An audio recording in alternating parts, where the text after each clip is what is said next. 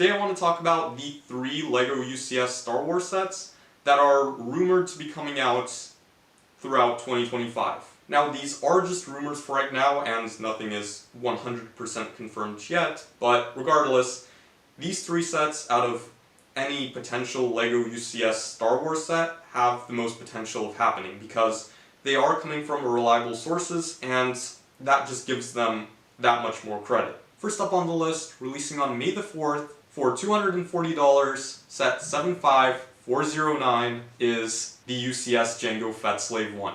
And if this is true, LEGO has made the very correct move. The last LEGO Jango Fett Slave 1 that we got was back in 2002, and that was the playscale version of the model. And now, finally, after 23 years, we will be once again seeing another Jango Fett Slave 1. With this Jango Fett Slave 1, we would see another Jango Fett, another young Boba, and I know the Jango Fett in particular is very rare and very expensive on the second-hand market now, so getting a new variant of him would be phenomenal.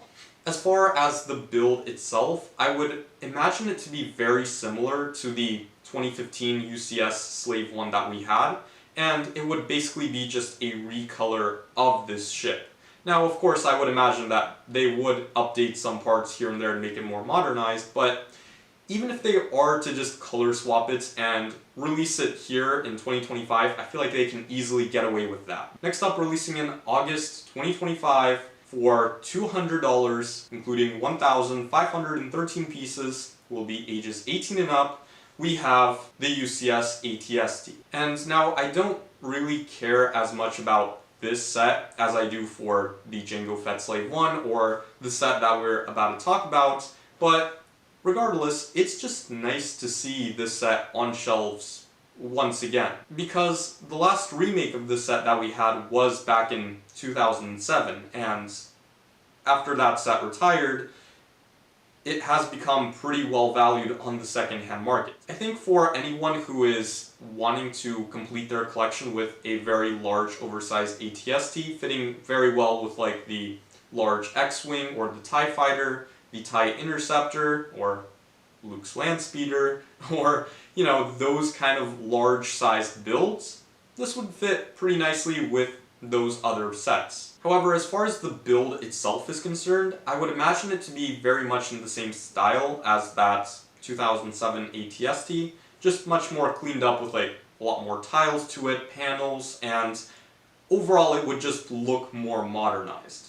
And it would also probably include an ATST driver minifigure, similar to how we've had minifigures accommodating these much larger LEGO Star Wars builds. And saving the best for last, we have a LEGO set that, if released, will set some records. Releasing in October 2025, we have set 75419, a $1,000 LEGO Death Star. Again, this is all just rumors for right now, so take it all with a huge grain of salt. It is unknown if it's going to be a first Death Star or the second, or if it's going to be more in the style of the Master Builder series version, or the much older one to where there's a more paneled off finish to it, or maybe it's going to have like a integrated design to it to where like you can pull back the panels and have an interior inside.